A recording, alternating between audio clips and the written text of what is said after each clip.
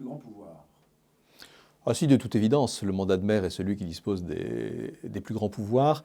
De pouvoir, j'ai envie de dire, un peu discrétionnaire, parce que quand on regarde ce qu'est une élection municipale, elle est toujours autour d'un nom en réalité. Elle est autour d'une tête de liste. Et les gens qui sont élus le sont grâce à la tête de liste qui est porteuse, donc grâce au maire, alors quelquefois aussi grâce à l'étiquette, mais c'est quand même un homme qui est élu sur son nom. Donc il a effectivement, par le droit, d'énormes pouvoirs, on les a vus lors de la conférence.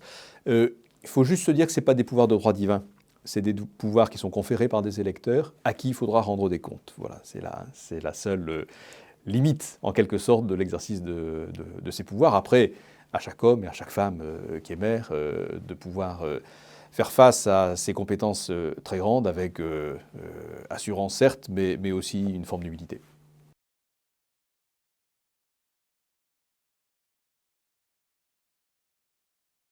Alors c'est vrai qu'il y a une grande incrédulité. Je ne crois pas que... Enfin, je suis depuis longtemps auprès des élus locaux. Franchement, je n'ai jamais rencontré de cas manifeste de gens qui soient d'abord intéressés par le bien matériel, par exemple.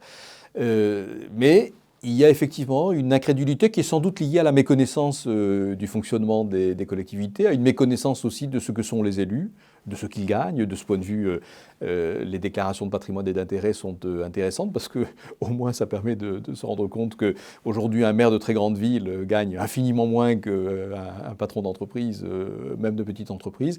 Je pense que c'est un problème effectivement d'information. Puis il y a aussi un problème sans doute de l'ordre du média qui s'intéresse davantage à ce qui ne va pas qu'à ce qui va, mais c'est parce qu'on achète du papier plutôt pour lire ce qui ne va pas que pour lire ce qui va, et qu'aujourd'hui, aujourd'hui et de tout temps, il y a des politiques de marketing éditorial qui sont plutôt sur la dénonciation de pseudo-scandales où tel contre-exemple est mis en avant et entache l'ensemble du monde politique.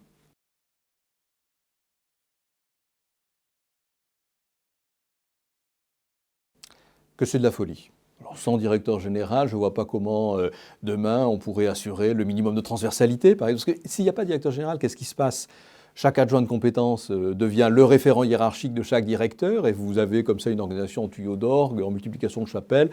Voilà, je ne pense pas que quelqu'un qui connaisse un peu le management ou l'organisation puisse persévérer dans une idée comme celle-ci. Il faut naturellement une direction générale forte. Il y a des interactions et il y a des frottements entre le monde politique et le monde administratif. Et c'est bien normal. Et il faut réguler ces frottements. Il ne s'agit pas de rendre le monde administratif complètement asservi. Pas du tout. Il a ses propres règles, il a son propre environnement juridique, Et puis, comment assurer demain l'avenir de la collectivité si tout d'un coup, il n'y a plus de DG, si le maire est battu, qu'est-ce qui se passe? Il n'y a plus de communes? Comment fait-on pour assurer le minimum de continuité? Non, je pense que c'est une vraie mauvaise idée.